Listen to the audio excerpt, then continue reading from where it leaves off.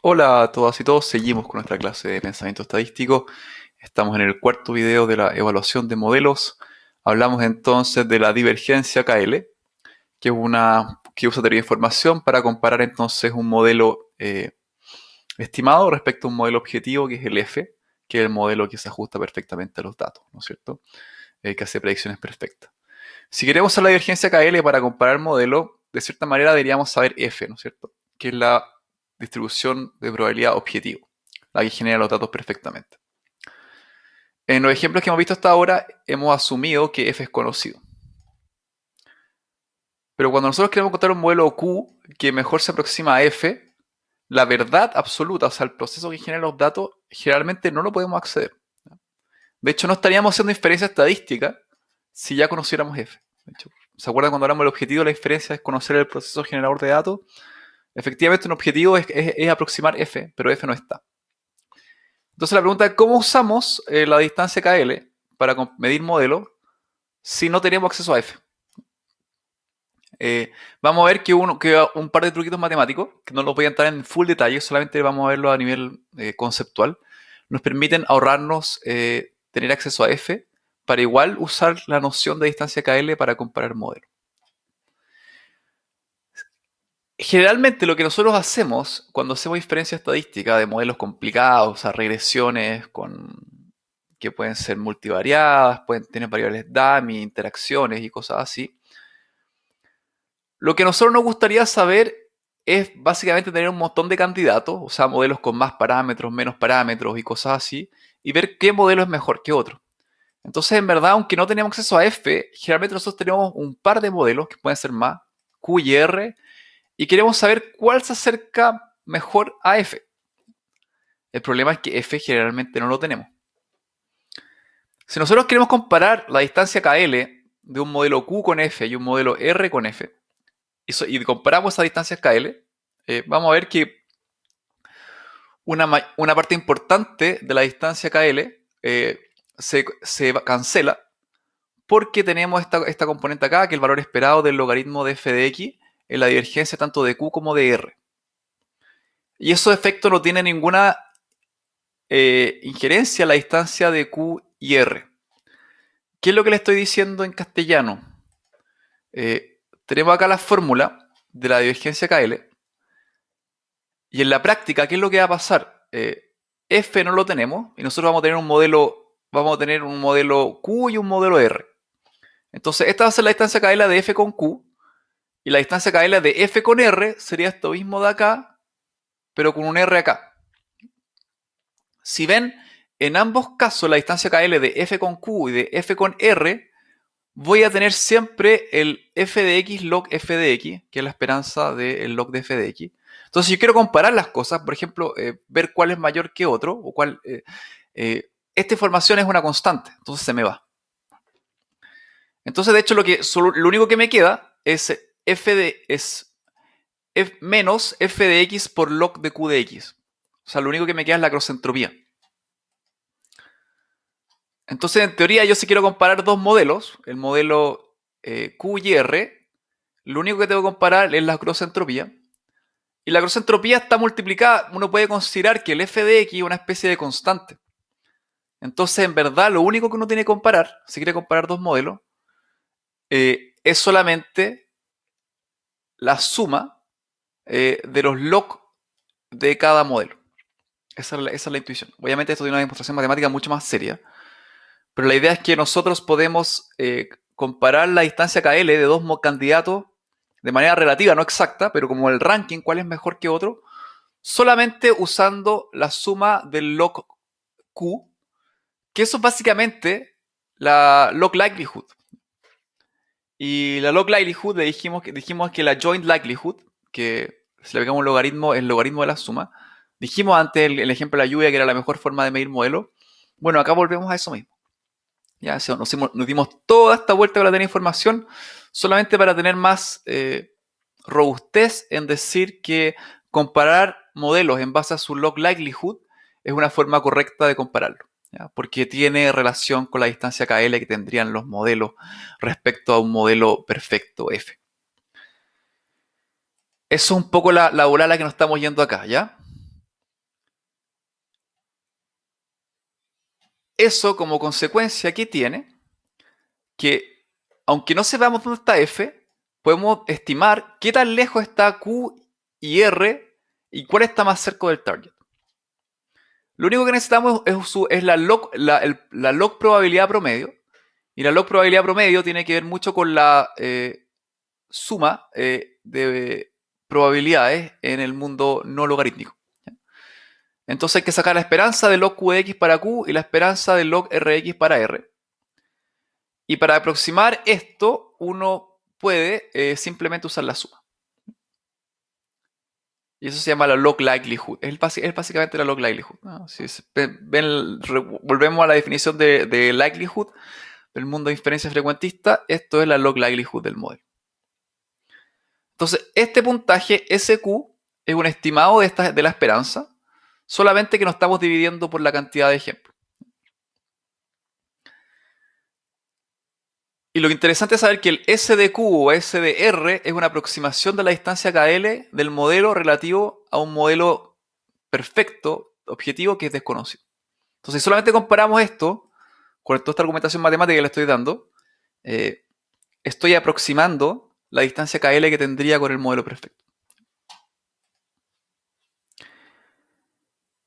Ya, entonces toda esta vuelta que nos dimos es para qué? Para mostrarles que si yo puedo usar la log likelihood de un modelo para comparar. Puedo usar la log likelihood para comparar modelos. ¿Ya? Si usamos R, usamos modelos asignados con LM y varias otras funciones. La suma de las log probabilidades o de la log likelihood se puede calcular con una función que se llama log likelihood. Entonces, por ejemplo, volviendo a mi caso de la regresión lineal para el ejemplo del tamaño del cerebro para la especie, ¿se acuerdan?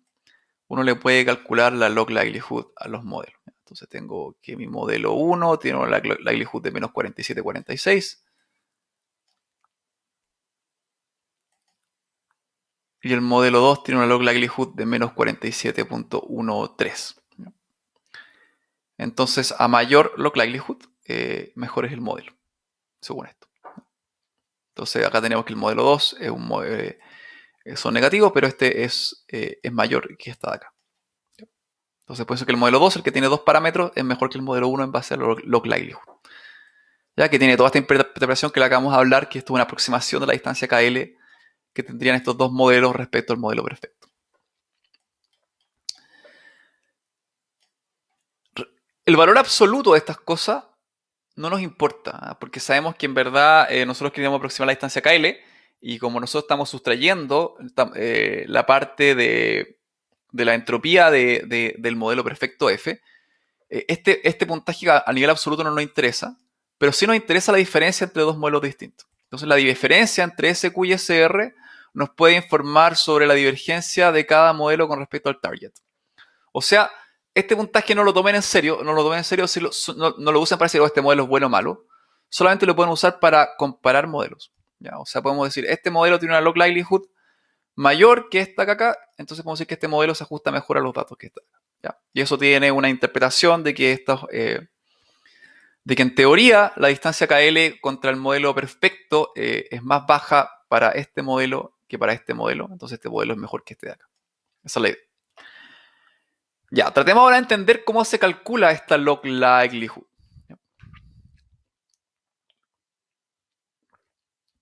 ¿Qué es lo que hay que hacer? Tenemos que acceder a la suma de los logaritmos de la probabilidad de los modelos. Entonces acuérdense que si tengo una regresión lineal, la regresión lineal asume una gaussiana en la variable de respuesta que está centrada en el valor estimado.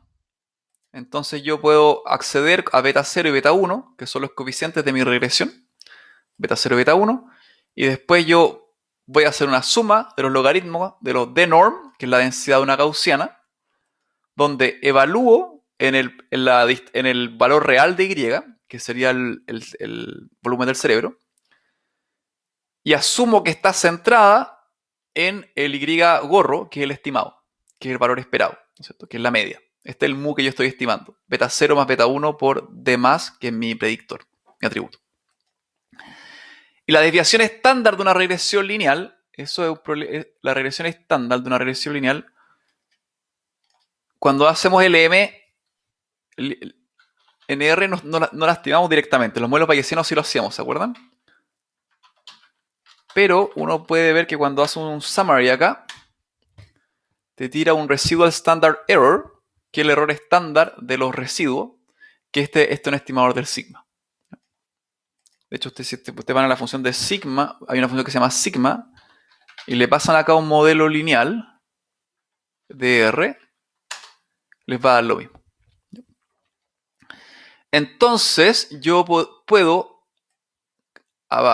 calcular a mano mi log likelihood. Quiero que esta log likelihood que vimos acá la puedan calcular a mano también. Entonces, sumo los logaritmos de una normal con dbrain, que sería entonces evaluándolo las salidas correctas. Y acá le paso entonces el mu esperado, que es el igorro de la recta, y le paso acá mi estimador de sigma. Y esto me da una log likelihood estimada a mano, que me da menos 47.64. Y esto de acá que me da log likelihood de acá con el comando, menos 47.46. No es exactamente igual. ¿Por qué? Por típicos problemas estadísticos de que uno usa un estimador distinto para la varianza. ¿Ya? ¿Qué es lo que pasa? Los resultados que la log likelihood que obtuvimos usando logleak es distinta que la que calculamos a mano acá. ¿Por qué? Porque la función sigma que usamos primero, que estamos usando acá, para estimar la desviación estándar del modelo, de la gaussiana, es un estimador insesgado de sigma, y para eso tiene la suma cuadrática de los errores. Acuerden que los errores tienen media cero, por definición del modelo lineal. Entonces esta sería la desviación estándar y lo divide por los grados de libertad. ¿Ya? Y los grados de libertad tienen relación con la cantidad de parámetros que estoy estimando. La cantidad de datos menos la cantidad de parámetros, 5. Ya, y en cambio, el logleak usa el estimador de máxima verosimilitud de sigma, que es sesgado, ¿ya? Que en vez de dividir por los grados de libertad, divide por n. Entonces, cuando tengo un dataset bien grande, son casi iguales, no se nota la diferencia. Pero acá, como un dataset chico de 7 ejemplos, sí se nota la diferencia.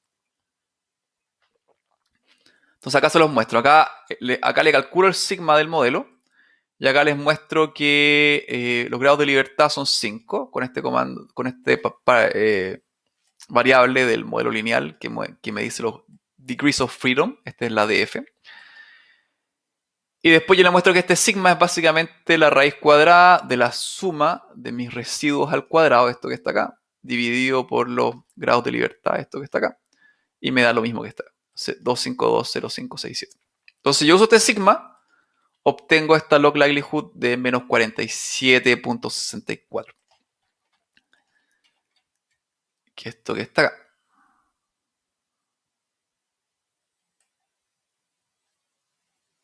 Acá le estoy mostrando que el sigma que obtengo acá, 252.0567, es el mismo que obtengo acá usando la fórmula. Pero cuando uno llama log likelihood, usa en verdad el estimador de máxima verosimilitud de sigma. Y el estimador de máxima verosimilitud es consistente, o sea, converge asintóticamente insesgado, pero tiene un sesgo. ¿Ya? Y este sesgo entonces tiene esta fórmula acá, solamente divide por la cantidad de ejemplos. Ya se parece mucho a la varianza poblacional. Entonces, si calculamos el sigma de maximum likelihood, sería entonces la raíz cuadrada de la suma de los residuos al cuadrado dividido en la cantidad de ejemplos, que sería esta dimensión de mi data frame, que son 7.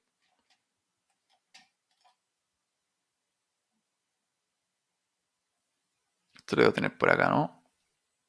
Sigma ml, el dim de 1, estas son las dimensiones de mi data frame, que es para ver la cantidad de ejemplos, 7. Entonces este es mi sigma ml, que está dividido por 7, entonces es más chiquitito. Tiene un sesgo. Si yo calculo la log likelihood con ese sigma de acá, sigma ml, o sea, repito la misma fórmula, todo igual, pero uso log likelihood, me da menos 47.466249, que es la misma que teníamos antes. Entonces, para que sepan cómo lo hizo R para calcular log likelihood, hace exactamente esto que está acá.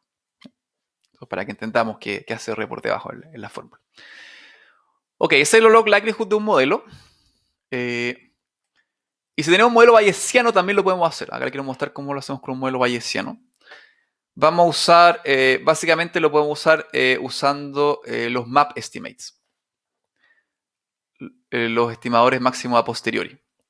O sea, básicamente hago lo mismo que hice acá, pero el beta 0, el beta 1 y el sigma los obtengo el posterior, obteniendo los beta 0, beta 1 y sigma que maximizan el posterior.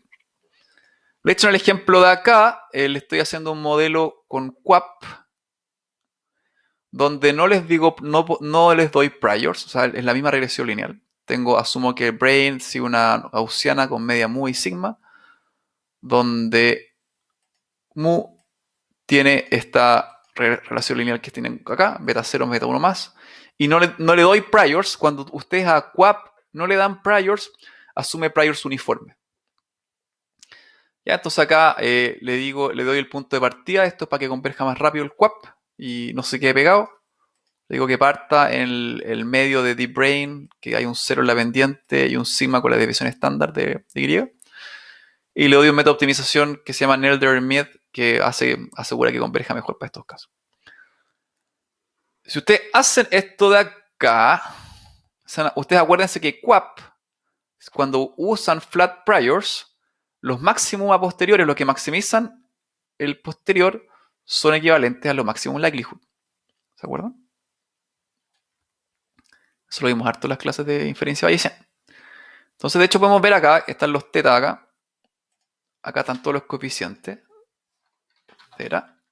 Que son los map. Y de hecho, si hacemos summary de rec, o vamos al tiro los coeficientes, rec 1, son los mismos puntos. Menos 227.5, muy parecido. Ya hay problemas de redondeo, pero es muy parecido. Y la pendiente es 20.69 y acá tenemos 20.6879. Y el sigma 2130078 es casi igual al sigma de maximum likelihood. ¿Cuánto es el sigma de maximum likelihood? 2130268, casi igual. Ya, entonces con esto ustedes pueden llamar a... Entonces, ahora usando QAP, podemos llamar a los coeficientes que tengo acá que les decía y hacemos de nuevo lo mismo para calcular el log likelihood, pero de mi modelo bayesiano. Lo único que hago es le enchufo entonces acá los valores de QAP a mi likelihood y obtengo entonces mi log likelihood, que es igual al anterior, menos 47.46249. ¿Es igual? Ya, igual. Al final, si ustedes miran esta log likelihood de cierta manera, es una medida del error al final. Entre menos error yo haga, la distancia entre el Y y el Y gorro va a ser más baja y voy a hacer una log likelihood más alta. Acuérdense que la fórmula normal considera en su exponencial la distancia cuadrática entre el mu estimado y el valor que estoy evaluando. Entonces, eso es la idea de la log likelihood. Y generalmente lo que uno hace es usar algo que se llama la deviance. Que acá estamos introduciendo otro concepto más. Esto está solamente por tema histórico, pero la deviance es básicamente la log likelihood multiplicada por menos 2. ¿Ya? Y el menos 2 está por tema histórico. Pero entonces cuando comparamos deviance, que es lo que vamos a hacer de aquí en adelante, ¿ya? La deviance es un concepto estadístico más profundo. ¿Ya? Tiene que ver con la distancia entre el modelo actual y el modelo perfecto. Parecido a las cosas que hemos visto con distancia Cayley. Pero para efectos prácticos, para nosotros la deviance va a ser la log likelihood multiplicada por menos 2. Entonces, cuando comparamos la deviance, entre más chiquitito sea el valor, mejor. Entonces, queremos minimizar la deviance. Entonces, acá tengo la deviance de mi modelo 1, 2, 3, 4. Y vimos que cada modelo, entre más complejo se hace, tiene una deviance más bajita. Entonces pareciera ser que ya, por mucho que hemos motivado log likelihood y deviance, la deviance tiene el mismo problema que el R cuadrado. Que no es, para modelos, entre modelos más complejos mi modelo, mejor es mi deviance. Y de cierta manera no está ayudándome a distinguir entre modelos overfiteados y modelos no overfiteados. Y eso lo vamos a ver con un ejemplo a continuación. Y todo esto va para poder motivarles que la out of sample deviance, o sea, la deviance que yo obtendría con datos distintos a los que usé para ajustar mi modelo, es la métrica que realmente nos interesa a nosotros para comparar modelos, que sí considera el tema de overfitting en su evaluación. Eso es todo lo que queremos. Todos estos conceptos que estamos introduciendo van para allá. Ya, entonces ahora vamos de la deviance al out of sample. Entonces la deviance tiene el mismo problema que el R cuadrado. Siempre mejora a medida que el modelo se hace más complejo. Lo que realmente nos interesa a nosotros es la deviance en datos nuevos, o sea, datos distintos a los que usé para ajustar mi modelo, pero que vienen del mismo proceso generador de datos. Entonces, acá tenemos que hablar un poco de cosas que se han hecho uso de Machine Learning, que lo deben conocer. Es la idea de hablar de unos datos de training y datos de testing. Cuando nosotros generalmente usamos unos datos de una muestra y lo usamos para ajustar un modelo estadístico, estos datos corresponden a mis datos de entrenamiento. Entonces mis parámetros se estiman, puede ser de un método bayesiano o frecuentista, usando estos datos de entrenamiento. Podríamos imaginarnos después que usamos estos estimados para predecir ejemplos en datos nuevos, y esto sería mi test sample. Entonces podríamos calcular la deviance en mi test sample para obtener un out of sample deviance. Que eso es en verdad lo que a mí me interesa estimar. La deviance que yo obtengo sobre datos distintos a los que usé para ajustar mi modelo. Veámoslo ahora con un ejemplo. Pero conceptualmente mi out of sample deviance sería de la siguiente manera. Yo ajustaría mi modelo con unos datos de training y después la deviance la calcularía sobre otros datos que son de testing. Y entonces yo usaría mis coeficientes que ajusté sobre mis datos de training, pero evaluaría en mis datos, que sería de brain y demás, de testing. Y eso me daría un out of sample deviance. Y como vamos a ver el ejemplo a continuación, la out of sample deviance sí puede empeorar con modelos más complejos cuando esto hace un overfitting.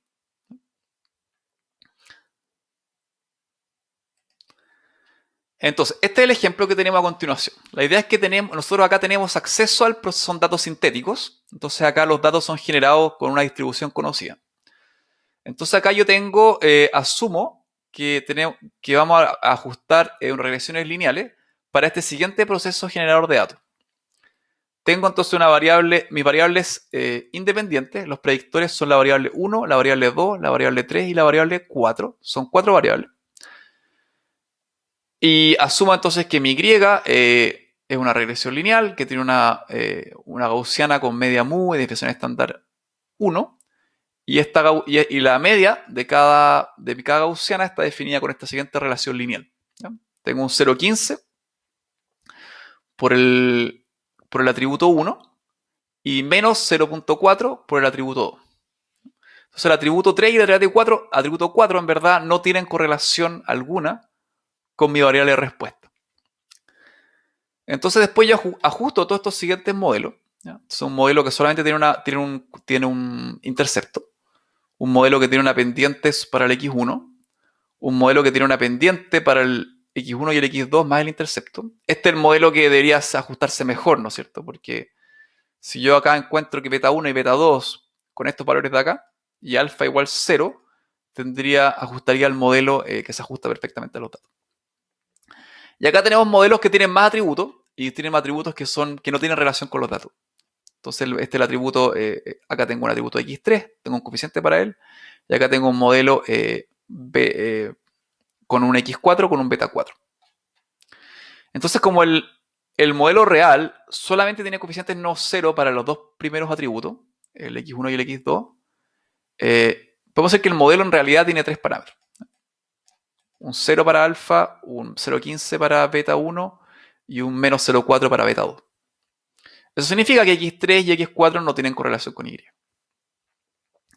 Entonces, ¿qué es lo que hacemos en este gráfico de acá? Se generan entonces 40 datos desde mi proceso generador de datos. O sea, se generan datos aleatorios de acá y que cumplen esta relación de acá. y uso 20 para entrenar una regresión lineal y 20 para evaluar. O sea, uso los primeros 20 datos para ajustar todas estas regresiones lineales, y para cada una regresión lineal calculo la deviance tanto para los datos de entrenamiento como para los datos de testing, que tienen la misma distribución pero son distintos. Además, esto lo repito 10.000 veces. Así puedo tener una desviación estándar para mi deviance. Entonces, los puntos azules corresponden a mi deviance sobre training. Vamos dando cuenta que siempre mejora. Acuérdense que la deviance era menos 2 por el likelihood, entonces entre más bajo mejor. La deviance siempre mejora. Incluso estos modelos 4 y 5, que sabemos que están claramente overfiteados, porque el atributo 4 y 5 no tienen relación, perdón, 3 y 4 no tienen relación alguna con la variable Y. Igual baja. Mientras que la deviance sobre testing mejora para 3 atributos, donde es más baja. Pero en cambio, cuando ya le empiezo a agregar más información, empieza a empeorar. Entonces, realmente, si se dan cuenta, el deviance out of sample es el que representa la forma correcta de seleccionar el modelo. Si usáramos el deviance in sample, escogeríamos el modelo con más parámetros, con el que tiene menor deviance. En cambio, si consideramos la deviance out of sample, nos queríamos con el modelo con 3 parámetros, que es el modelo que más se parece al proceso generador de datos. Entonces, con esto queda la idea de que la deviance out of sample es lo que realmente queremos medir. Entonces, en el eje X están los modelos con distintos números de parámetros: 1, 2, 3, 4, 5. Estos son estos modelos de acá: 1, 2, 3, 4, 5. Entonces, la deviance para 10.000 simulaciones se muestra en el eje vertical. Acá está mis deviance. Los puntos azules muestran la deviance in sample, o sea, para los datos de training. Los puntos negros muestran la deviance out of sample, o sea, para testing. Entonces los puntos muestran el promedio de la deviance para estas 10.000 simulaciones. Entonces esto sería un promedio de la deviance para estas 1.000 simulaciones. Y se muestra también la desviación estándar. Entonces, a más chica la deviance, mejor el ajuste. Entonces, ¿qué es lo que vemos? Acá lo mismo que les acabo de decir, pero en las slides, que la in-sample deviance siempre crece entre más parámetros, más chica la deviance promedio, entonces mejora. Entonces, lo mismo que es exactamente el mismo problema que vimos antes con el R cuadrado. Pero por otro lado, la auto-sample deviance obtiene su óptimo para 3 parámetros, que es el proceso generador de datos, y empeora, crece, cuando agregamos más parámetros. Entonces, la idea de este experimento es demostrarnos cómo se comporta la deviance en teoría. Mientras que la deviance sobre los datos de entrenamiento siempre mejora cuando agregamos más atributos, las deviance para datos futuros distintos pueden no mejorar, particularmente por el tema de overfitting. Y con eso ya podemos entrar en pie a introducir los conceptos core de esta clase. Todo lo que hemos visto hasta ahora son solamente entender conceptos que pueden entender para poder explicar los conceptos que queremos. O sea, son conceptos como overfitting, underfitting, teoría de información, para entender cuáles son los mecanismos y las herramientas que uno tiene para combatir el underfitting y el overfitting, que son la regularización, cross-validation y los criterios de información. Entonces, hasta ahora, ¿qué hemos presentado? ¿Cuáles son las grandes ideas que hemos hablado? Primero dijimos que los grandes problemas de los modelos estadísticos son el underfitting y el overfitting. Luego que la out-of-sample deviance, que se motiva por ideas de teoría de información, que sabemos que tiene relación con la distancia KL del modelo que nosotros ajustamos con el modelo perfecto, es la forma correcta para medir un modelo de una forma que tenga en cuenta tanto problemas de underfitting como overfitting. En cambio, la in-sample deviance solamente nos ayuda para ver underfitting, pero no nos ayuda a medir overfitting. Entonces, lo que viene a continuación en los siguientes videos es entender los conceptos que nos permiten a nosotros atacar underfitting y overfitting y aproximar la out-of-sample deviance.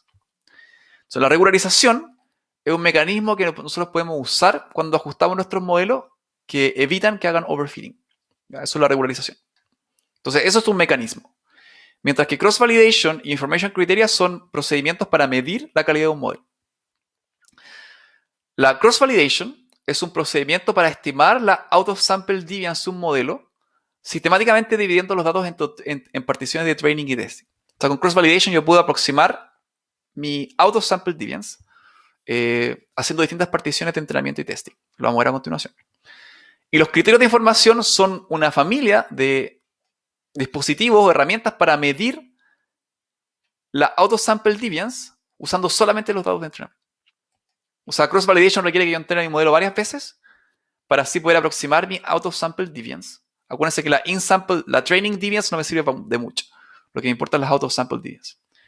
Y los criterios de información son métodos que me permiten aproximar la auto-sample deviance solamente usando los datos de entrenamiento, que básicamente penalizan por la cantidad de parámetros que tienen los modelos. Entonces, eso es lo que se viene a continuación. Con eso ya podemos cerrar este video y ya a continuación podemos introducir estos grandes conceptos. Regularización, cross-validation y criterios de información. Eso. Nos vemos. Chao, chao.